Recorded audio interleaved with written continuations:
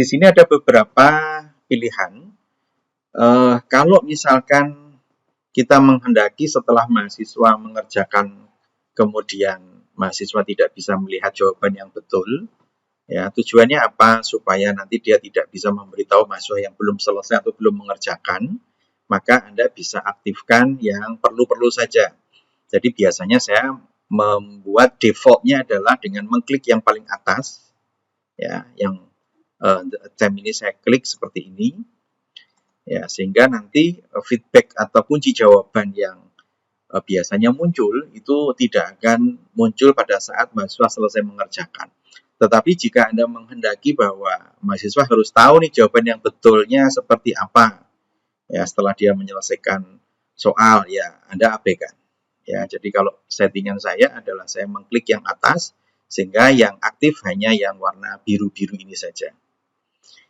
Ya, yang lain-lainnya ini bisa Anda abaikan. Ya, kalau misalkan Anda menghendaki diberikan password, ya silahkan. Kalau enggak juga enggak ada masalah. Ini juga jarang diisi. Ya. Nah, ini restrict access itu seperti settingan aktivitas di kelas Moodle atau Sinau yang lain. Kita bisa tambahkan, kita juga tidak menambahkan juga tidak ada masalah karena sudah diatur di awal tadi yang terkait dengan kapan kuis ini bisa mulai dikerjakan dan kapan dia akan di-close. Kemudian activity completion ini, kalau misalkan kita menyiapkan presensi kehadiran dari sini, kita bisa memilih misalkan jika dia sudah terpenuhi maka dia dikatakan sebagai mahasiswa yang telah hadir. Ya, Anda bisa pilih yang paling bawah. Ya, ini pun nanti kita bisa atur. Ya, apakah dia harus hanya mengklik saja atau sudah harus menyelesaikan atau dia memenuhi ketentuan nilai berapa, itu bisa kita atur. Ya, sementara kita buat yang standar saja. Setelah semuanya kita custom, ya kita tinggal save, kita simpan and return to course. Bila nanti ada kondisi yang dia tidak bisa jalan, biasanya ada isian yang belum lengkap.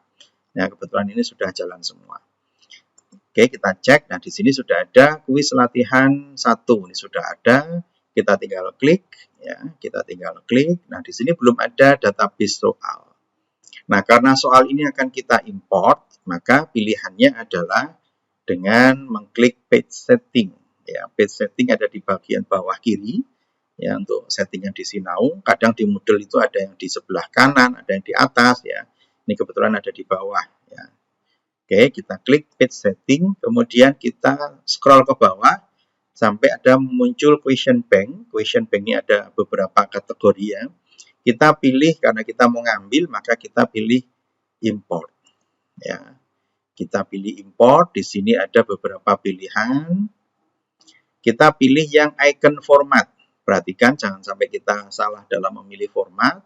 Kemudian kita bisa menggunakan drag and drop atau kita bisa menggunakan choose file. Kalau saya biasanya menggunakan drag and drop, ya. Jadi saya sudah menyiapkan tadi soalnya.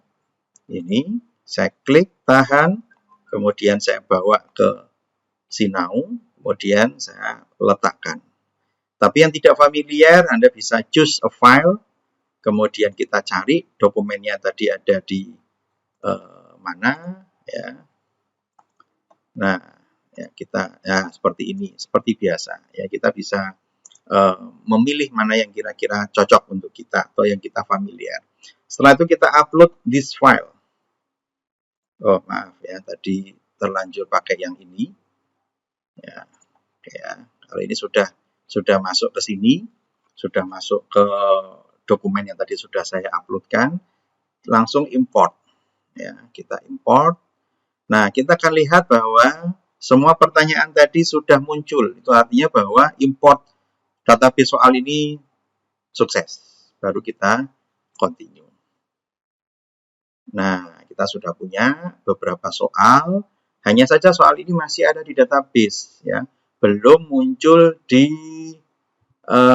latihan tadi. Nah, gimana cara menambahkannya? Ya, kita biasanya nanti tinggal mengaktifkan atau kita mencontreng. Nanti kita akan cek, ya. Di sini ada tambahan. Kalau soal tadi kita 5, di sini ada tambahan kebetulan kita sebelumnya sudah pernah punya beberapa soal. Ya, kita coba cek dulu apakah kita sudah berhasil. Kita pilih yang di kuis latihan tadi. Kemudian kita pilih edit kuis. Ya. Kemudian kita add. Ya, kita akan menambahkan kuis dengan memilih yang question bank. Nah, ini adalah soal-soal yang tadi yang sudah kita siapkan. Ada 5 soal dan ada 2 soal yang sebelumnya sudah ada. Jadi akan terpanggil semua. Ya, kita bisa lihat di atas ini ya. Jadi kalau ini adalah soal-soal yang ada dalam kurungnya, ini menunjukkan bahwa ini adalah jumlah soal yang ada di bagian subkategori pertemuan kita. Ya, saya ulang lagi, cara menambahkan soal setelah masuk di database adalah kita, saya ulang lagi, kita memilih soal tadi, ya, ada di ujian tengah semester, ya, ada di ujian tengah semester, kita pilih kuis latihan. Nah, di sini kita pilih edit kuis, kemudian kita pilih add, kita pilih yang question bank. Nah, kita tinggal contreng soal-soal mana yang akan kita keluarkan. Setelah itu kita add selected question to the quiz. Oke, ya ini soal sudah kita keluarkan dan kita nanti bisa memboboti. Misalkan kita pengen maksimum grade-nya adalah 100.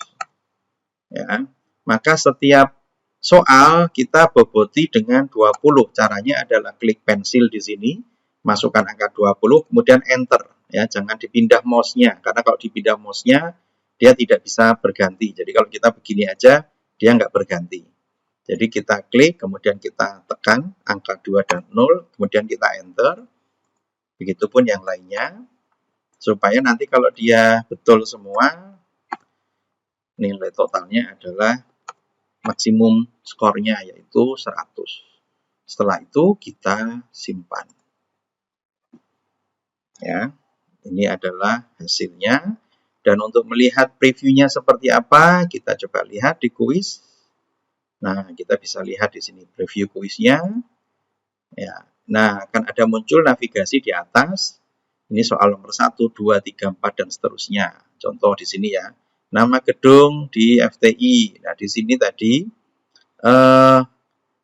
dia akan random, ya, akan random atau acak, ya, tergantung settingan kita. Ya. Nah, seperti itu ya. Ini beberapa hal yang bisa nanti kita coba. Dan di sini kalau misalkan kita mau kembali ke soal sebelumnya, tinggal diklik saja. Nama gedung Lab FTI kecuali misalkan. Ya. Kita tetap atau ganti. Kemudian yang di sini tadi pendiri, ya, ada Pak Harjo. Kemudian soal berikutnya, nama gedung FTI, ya, Al-Haitam. Nama ketua prodi saat ini, ya, Bu Jenny. Ya, dekan ketiga Pak Soekarno atau Dr. Soekarno. Dan kita finish misalkan, nanti akan kelihatan ya. Ini sudah terjawab semua. Ya, jangan lupa kalau untuk mahasiswa nanti harus ini ya, submit all and finish, kecuali kalau dia mau kembali lagi untuk memperbaiki jawaban. Ya, itu nanti seperti itu. Ya, akan kelihatan skornya berapa. Misalkan dia ternyata hanya dapat 80 dari 100. Gitu ya. Nanti akan kelihatan skornya ini 20, ini juga 20, ini 20, ini 20. Nah, ini 0 nih. Dekan FTI yang ketiga, jawabannya salah ya.